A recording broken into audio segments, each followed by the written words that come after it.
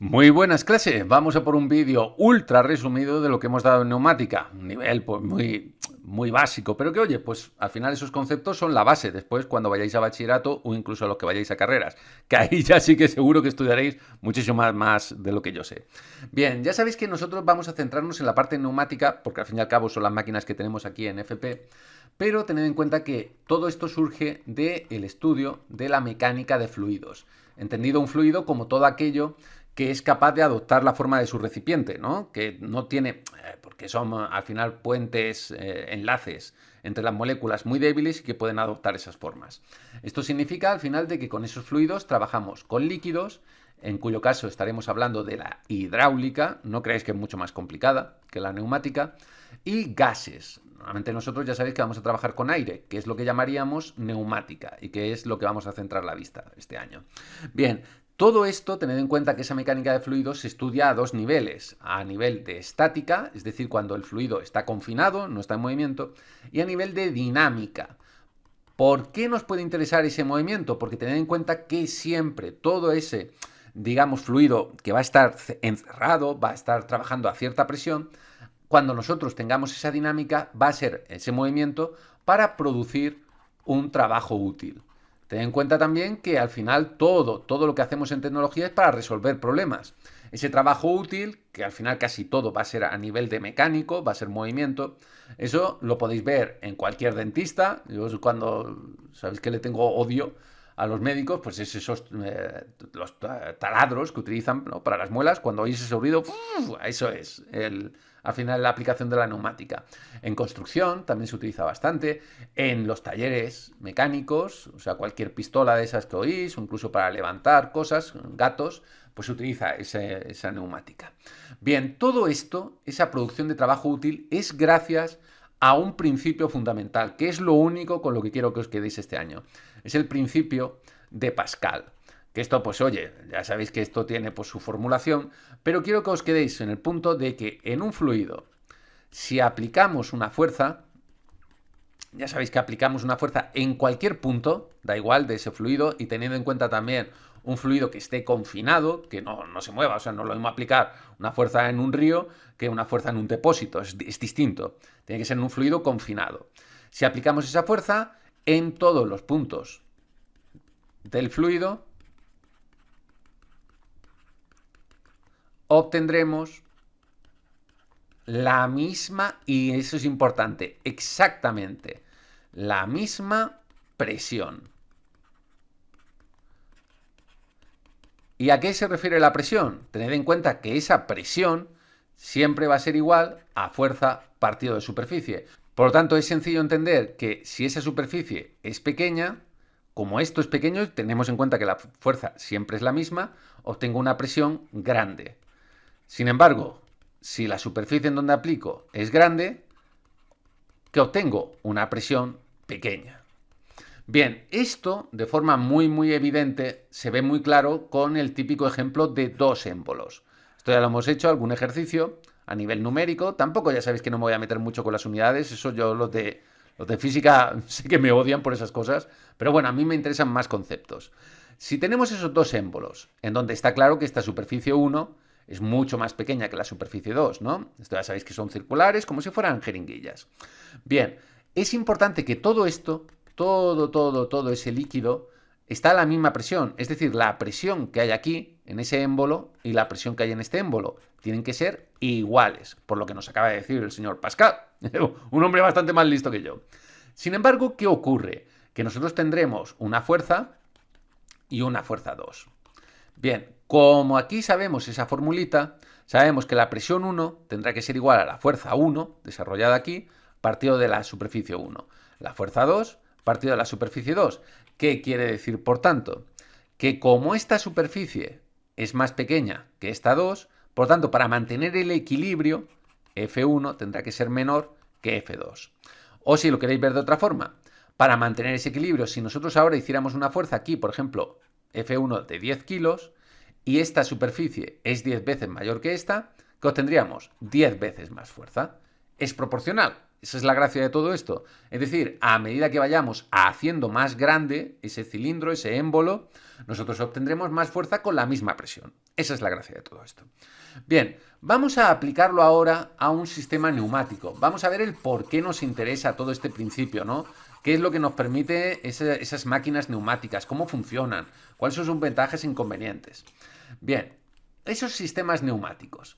¿Por qué los utilizamos? Tened en cuenta, y la mayor razón, lo que diferencia un sistema neumático de un sistema hidráulico, pensad que un sistema neumático es con fuerzas más pequeñas. Sin embargo, un hidráulico es con fuerzas mucho mayores, es para una industria más grande. Vamos a ver esas ventajas e inconvenientes.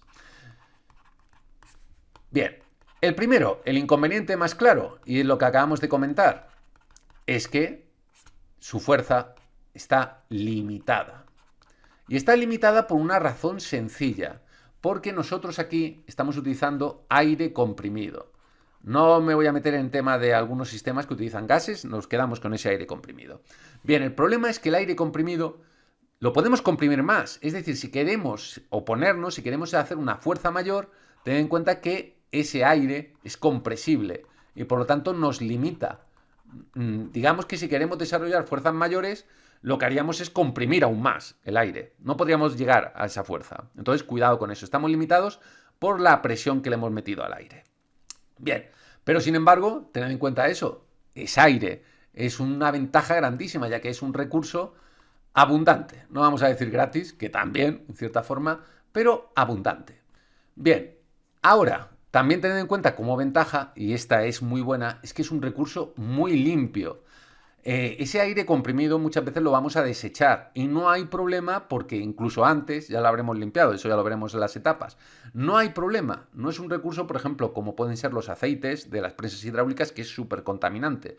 Entonces eso es una grandísima ventaja.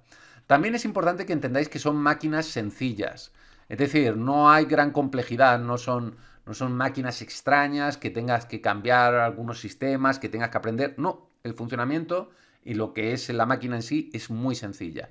Y sobre todo también, y esto es importante, te va a producir unos movimientos extra rápidos, súper rápido, o sea, por eso podemos hacer esos motores para apretar tuercas, para romper muelas, que de eso yo sí que lo he sufrido. Eso es una gran ventaja que tiene. Y además también, y esto también es importante, es almacenable. Es decir, tened en cuenta que no es un recurso que sea peligroso tenerlo en un depósito. Ya veremos que no vamos a estar continuamente produciendo aire comprimido, sino que lo almacenamos en depósitos de los cuales extraemos en nuestro sistema. Bien, sin embargo, ¿qué inconvenientes tiene? Ya hemos visto esa fuerza limitada, y es verdad, eso es un inconveniente grave. También es muy ruidoso.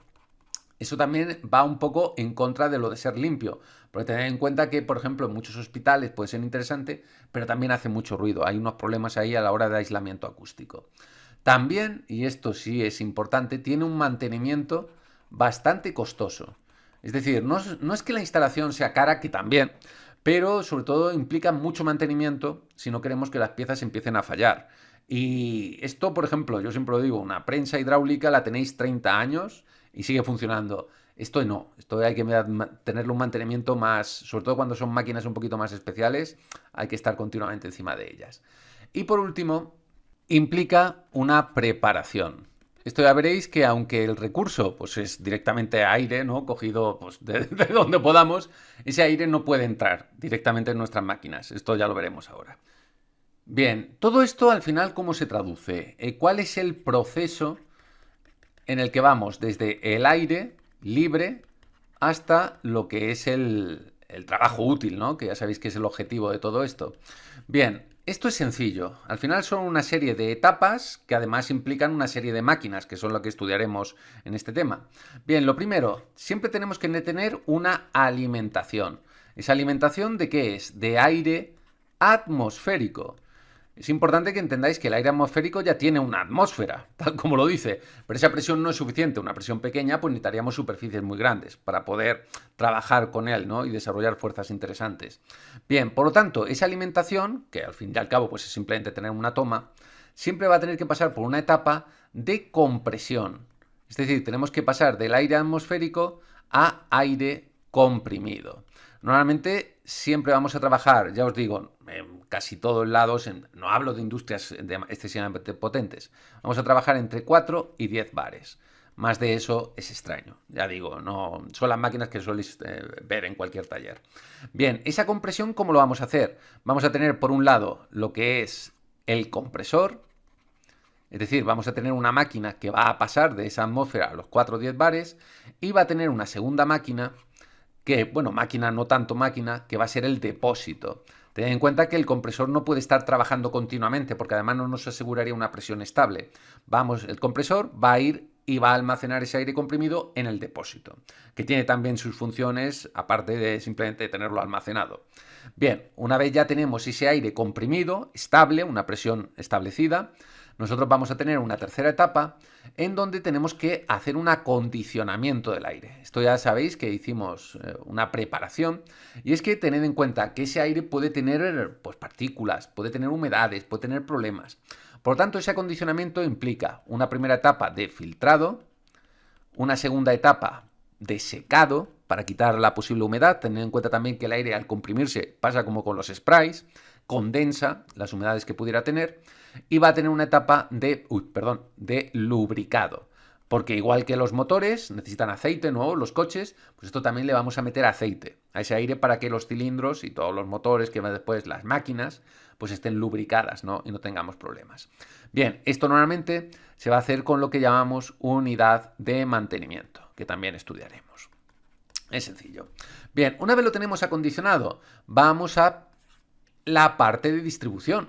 Tened en cuenta que nosotros vamos a tener ese depósito, hemos filtrado y todo esto, pero después toda esa unidad tiene que llegar pues, a un taller entero. Por lo tanto, esa distribución lo haremos mediante tuberías. Esto ya digo, tendría su estudio, que además esto en verdad, aunque no os mientan, esto se hace normalmente por prontuario, dependiendo de la presión con la que estéis trabajando, y pues esas tuberías, pues ya sabéis, son redondas por algo sencillo, porque al final esa presión se está ejerciendo en todas las direcciones. Entonces, pues no me interesa que sea redondo. Que bueno, que tampoco tiene mucho que ver porque el agua, aún así, aunque no esté a presión, la llevamos por redondos, por temas de fabricación, pero pues es interesante, ¿no? Que sepamos que esa presión se está ejerciendo ya dentro de esa tubería. Muy bien. Ahora, ¿qué necesitamos? Necesitamos que dentro de esa distribución necesitamos el control.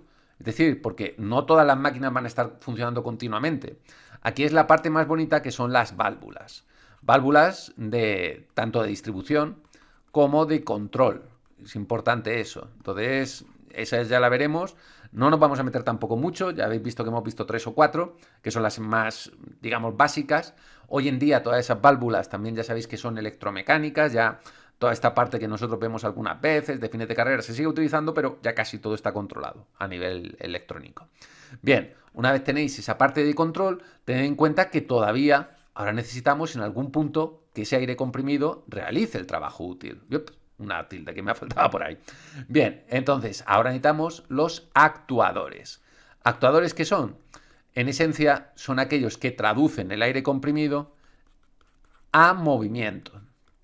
Normalmente ya digo, es que siempre es a movimiento, ¿para qué nos vamos a engañar? Bien, esos actuadores van a ser de dos tipos. Van a ser los cilindros, en donde el movimiento es lineal, es decir, es simplemente hacia adelante o hacia atrás, oscilante, pero es lineal. Y por otro, los motores, en donde el movimiento es circular, es rotatorio, ¿no? Ya sabéis que nosotros solo vamos a ver en este caso el tema de cilindros, no nos vamos a meter en motores. Bien, y todo esto al final es lo que al final produce ese trabajo útil. Estas son las distintas etapas en donde nosotros manejamos, ¿no? Nuestro sistema neumático. Ya digo, vamos a ir viendo cada una de ellas, vamos a ir viendo cada uno de los aparatos que funcionan y después pues veremos cómo podemos diseñar nosotros nuestros sistemas neumáticos. Muy buenas, clase. Vamos a seguir con la parte de neumática y vamos a empezar con esa etapa de compresión, en donde vamos a obtener, ¿no?, nuestro recurso para nuestros sistemas neumáticos. Ya sabéis que tenemos al principio, y siempre es la primera máquina, es necesario, es el compresor. Ese compresor, su función es pasar de un aire atmosférico, ya sabéis que significa atmosférico porque está a una atmósfera, que es casi un bar, a 0,98, pero bueno, nosotros asimilamos que es lo mismo, a aire comprimido. Es decir, un aire que ya sí que tiene esa presión suficiente como para poder transformarla en fuerza.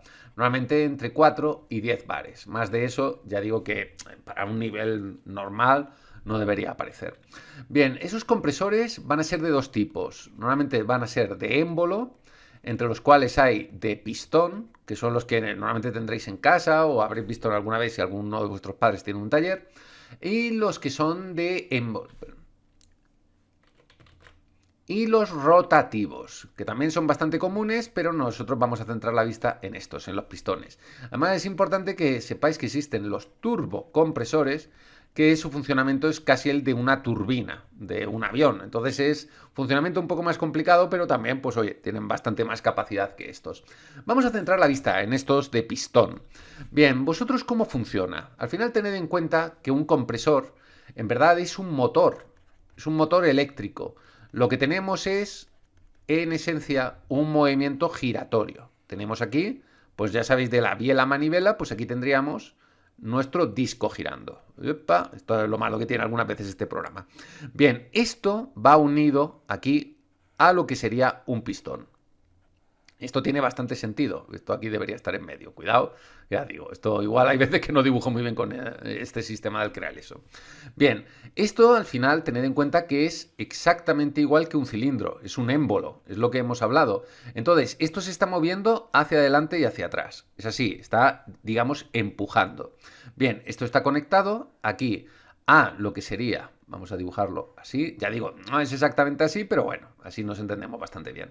Aquí habría una entrada de aire atmosférico, repito, que no tiene presión todavía, veis que esto aquí sería esa entrada, y aquí estaría empujándolo para obtener aire comprimido. Es bastante sencillo, simplemente ese movimiento hacia adelante y hacia atrás está acumulando, aquí es donde ya estaría el depósito, y ahí está acumulando para obtener ese aire comprimido. Bien, esto, si os fijáis, pues es simplemente un cilindro. Nosotros podríamos tener compresores en donde ese mismo motor estuviera activando dos cilindros. Incluso me parece que hay de tres. Entonces, esto, a medida que tenemos más cilindros trabajando, obtenemos más presión. Es bastante sencillo. Al final esto de los compresores no tiene mucha más sustancia. Ya digo, estos son los de pistón. Estos son los más sencillos y los que os vais a encontrar normalmente. Bien, esto, siempre ese compresor, va ligado con lo que es el depósito. Esto, si os dais cuenta, normalmente cuando vosotros veáis un depósito, esto lo que es el compresor, ya sabéis que el simbolito, en este caso, para ir sabiendo temas del fluid sim y todo eso, es así. Esto sería, veis que lo que es así. Hay veces que también os permito que me metáis simplemente pues una fuente de aire comprimido. Entonces esto también me funcionaría cuando hagáis lo que son los circuitos. Bien, pero ese aire comprimido, tiene que almacenarse para tener una presión estable. Esa es la función del depósito, tener esa presión estable en nuestro circuito, ¿no? En nuestro sistema neumático.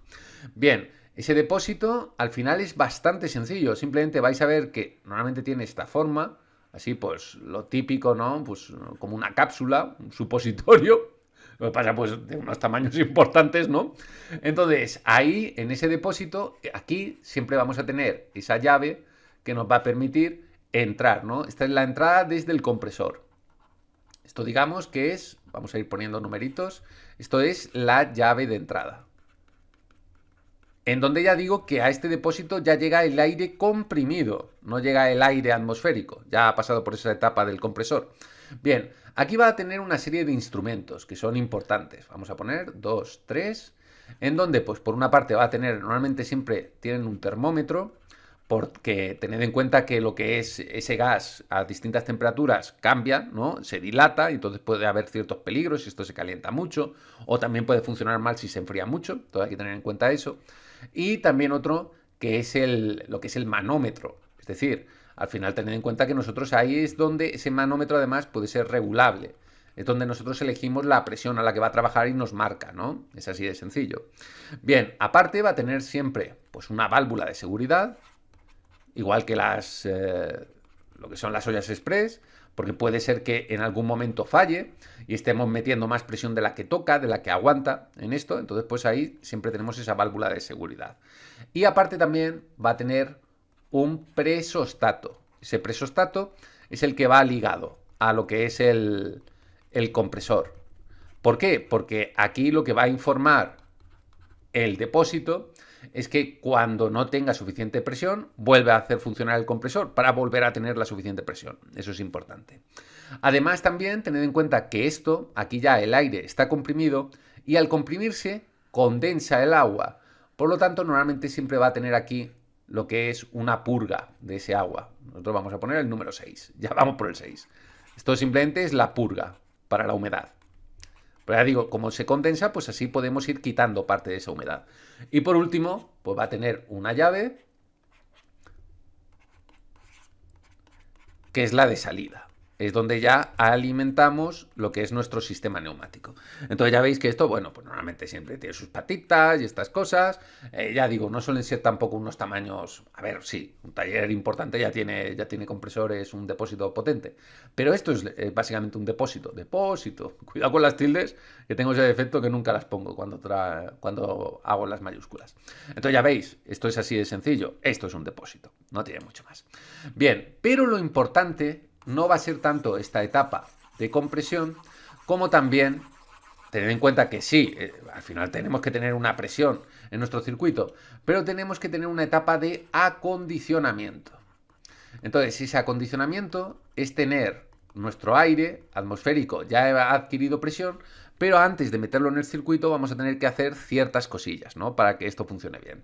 Estas etapas siempre, a ver, puede haber más, pero siempre tiene que haber una etapa de filtrado, en donde nosotros lo que quitamos son partículas que lleve lo que es el aire, partículas volátiles, que puede ser desde pequeño, lo que es humo, a polvo, a lo que sea, cualquier cosa que después podría rozar dentro de nuestros actuadores. Vamos a tener una etapa de secado, porque tened en cuenta que aunque ya hayamos quitado humedad en el depósito, no podemos meter a humedad, por el tema de que se empezarían a oxidar y que tendríamos muchos problemas. O sea que ese aire tiene que estar lo más seco posible. Y por último, tiene que tener un lubricado. Es decir, nosotros aquí tenemos que añadir aceite.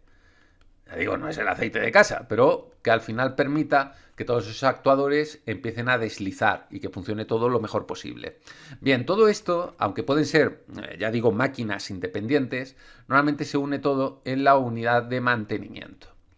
Esto simplemente vais a ver que cuando lo tengáis en el Fluid Sim, yo la verdad es que nunca me acuerdo exactamente cómo es, pero normalmente suele ser algo de este estilo. Creo que aquí estaba el filtrado, aquí esto, y me parece que el aceite que estaba también por aquí. Entonces, pues ya veis, es una entrada, va a tener a esa serie de etapas y tendrá la salida con el aire ya acondicionado. O sea que bastante sencillo.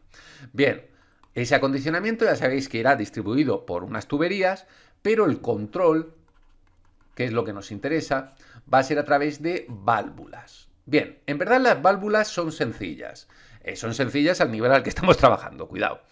¿Cómo trabajamos con válvulas? Siempre una válvula, al final lo único que va a ser es una serie de cuadrados. Esto es importante que vayamos entendiéndolo poco a poco. Bien, si veis, por ejemplo, esta válvula tiene dos cuadrados. Esos cuadrados, al final, lo que nos va a indicar es el número de posiciones. Normalmente nosotros vamos a tener 2, 3 y puede que en algún caso 4, pero lo normal es 2, 3. Más de eso no solemos utilizar. Bien, ese número de posiciones significa que la válvula se mueve hacia un lado o hacia el otro, cambiando la distribución, ¿no? Tened en cuenta que esto es control. Esto es poder distribuir allí donde necesitemos nuestro aire comprimido. Bien, aparte de esas posiciones, esos cuadrados, ya digo, si tuviera otro, pues aquí habría otro y por lo tanto sería una válvula con 3 posiciones. Nosotros vamos a tener una serie de número de vías. Ese número de vías va a ser el mismo en todas las posiciones, es decir, no tiene sentido que cambie. Y con número de vías me refiero a puntos en donde va a entrar o salir el aire. Por ejemplo, aquí tendríamos 2 a un lado, 1 a otro. Por lo tanto, nuestro número total de vías, en este caso, por ejemplo, sería 3. Nuestro número de posiciones, 2. Por lo tanto, tendríamos una válvula 3-2. Bien, ¿por qué son importantes estas posiciones? Estas vías. Porque estas vías, normalmente, siempre como las vamos a numerar, vamos a numerar a lo que es impares a un lado, pares a otro. ¿Por qué? Porque siempre van a ir ligadas. Es decir, en esta posición, por ejemplo, un impar con el par. Por ejemplo, aquí tendríamos esta conexión. Y sin embargo, si una nos queda suelta, es una conexión cerrada. En la otra posición, tiene sentido que cambien, ¿no? Al final las posiciones son para cambiar la distribución. Por ejemplo, un impar con un par. Y este, como queda suelto, estaría cerrado. ¿Veis? Es bastante sencillo. Simplemente es que aquí ahora estamos cambiando la distribución. Estamos cambiando el cómo está funcionando el aire. ¿Veis? Es bastante sencillo. Pero aparte de ese número de vías y ese número de posiciones, tenemos que hablar de accionamientos. Tanto a la derecha como a la izquierda. ¿A qué me refiero con esto? A que esas válvulas de alguna forma se tienen que poder mover. Esos accionamientos nosotros vamos a entender que normalmente van a ser mecánicos, neumáticos y eléctricos. O más bien electrónicos, vamos a decirlo así, no tanto eléctricos. Bien, esos movimientos mecánicos significa que va a haber una presión, ¿no? Va a haber un accionamiento por parte de un usuario controlador, si queréis llamarlo. Neumático, ¿qué quiere decir? Que lo va a mover otra válvula. Eso es importante, el aire va a llegar a partir de otra válvula. Y electrónico es que va a haber un control a base de electrónica. Eso es importante. Entonces, nosotros aquí a nivel mecánico, por ejemplo, nosotros hemos visto el accionamiento, en este caso, por ejemplo, sería un accionamiento de botón. Es decir, cuando el usuario es un accionamiento mecánico, aprieta ese botón, cambia la posición. Y siempre hay que hacer un accionamiento aquí para que pueda volver a su posición original. Si nosotros, por ejemplo, ponemos aquí un muelle, ese accionamiento es que en el momento en que el usuario deje de apretar el botón, el muelle actúa y lo devuelve a esa posición. ¿Entendéis? Es bastante sencillo, no tiene mucho más. Entonces, esto ya digo, nosotros hemos estado dando en FluidSim toda la parte mecánica, pues ya sabéis que podemos tener un botón, podemos tener un fin de carrera, podemos tener un pedal. Esto no me voy a meter aquí en el vídeo porque lo haríamos muy largo. En el caso del neumático, ya sabéis que es esa flechita. Y en el caso del control electrónico, son de este tipo. Ya sabéis, esto ya está. Esto vendría, por ejemplo, aquí la válvula. Entonces, siempre nosotros, por ejemplo, este ejemplo sería una válvula 3-2, accionado izquierdo por botón, accionado derecho por muelle. Bastante sencillo. Ya veis que esto no tiene mucho más. Normalmente siempre la posición original es la de la derecha, la posición, digamos, accionado el sistema es la de la izquierda. Entonces ya veis que las válvulas no tienen mucho más problema. Y por último, vamos a ir con los actuadores. Ya sabéis que nosotros tenemos de dos tipos, tenemos los cilindros y los motores. Nos vamos a quedar solo con los cilindros, que son al fin y al cabo lo que podemos practicar allí en taller. Entonces ya digo, esa etapa de actuadores, es decir, donde ya estamos produciendo un trabajo útil, nosotros nos vamos a quedar con los cilindros. En esencia vamos a explicar de dos tipos. Vamos a explicar los de simple efecto y los de doble efecto. Esto no tiene mucho más, en verdad es prácticamente lo mismo, solo que veréis que igual que las válvulas tienen accionamientos, pues aquí también necesitamos accionamiento para que avancen y retrocedan. Ya sabéis que los cilindros son movimiento lineal, es decir, hacia adelante o hacia atrás, nada más, no hay más que rascar. Bien, un cilindro que es siempre lo que es una vaina, ¿no? Un cilindro precisamente, en donde aquí pues tenemos un émbolo, ¿no? Lo que llamaríamos el pistón. Cuidado, este se me escapa un poco. Bien, ahí tendríamos y así, perfecto. Siempre, siempre ese cilindro, cuando se mueva hacia acá, es avance, es la carrera de avance. Cuando se mueva hacia detrás, es decir, cuando el pistón asoma, avance. Cuando retrocede, cuando se esconde, es la carrera de retroceso. Bastante sencillo. Bien, entonces, ¿de qué hablamos cuando tenemos un cilindro de simple efecto? Un cilindro de simple efecto es que nosotros vamos a tener ese cilindro y estos cilindros, ya sabéis, es la traslación, ¿no? Es la presión la que produce ese movimiento. Por lo tanto, en un cilindro de simple efecto, solo tendremos entrada de aire comprimido. ¿Para qué? Para producir el avance. Eso es importante. En un cilindro de simple efecto, solo el aire comprimido es el que produce el avance. El retroceso, sin embargo, ¿cómo se produce en un cilindro de simple efecto? Una de dos. O tenemos lo que es aquí un muelle, con lo cual cuando ese aire comprimido deja de presionar, vuelve hacia atrás, o tenemos aquí otro elemento externo que empuja lo que es ese cilindro, ¿no? Que puede ocurrir. Normalmente, ya digo, suelen ser muelles. Ese retroceso, en los casos de simple efecto, suele ser un muelle. Bien, aquí, ¿qué es lo único que me interesa que entendáis? Ese aire comprimido, ya sabéis que al final tiene una presión. Eso es lo importante. Bien, esa presión, es decir, la fuerza con la que va a avanzar, va a ser producto de esa presión. Ya sabéis que la presión es igual a fuerza partido de superficie. A lo que me refiero esto es, ¿cuál es la fuerza que produce ese pistón? La fuerza será igual a lo que es la presión por la superficie. Con lo cual, si ese cilindro más superficie, cuanto más grande sea esta superficie, entonces tenemos claro que producirá más fuerza. Así de sencillo. Esto es lo único que quiero que entendáis. Cuanto más grande, no, digamos que estos cilindros al final son redondos, esto cuanto mayor sea el diámetro, más fuerza desarrolla ese cilindro. Así de sencillo. Esto también es importante que entendáis que el pistón pues, puede tener un mayor o menor tamaño, incluso podemos limitar su carrera, pero eso es lo que quiero que entendáis. Al final simplemente es aire comprimido y además si le metemos más presión, pues más fuerza ejerce. Pero en esencia nosotros lo que controlamos es que con la misma presión, dos cilindros, cuanto más grande sea el diámetro de ese cilindro, pues más fuerza produce.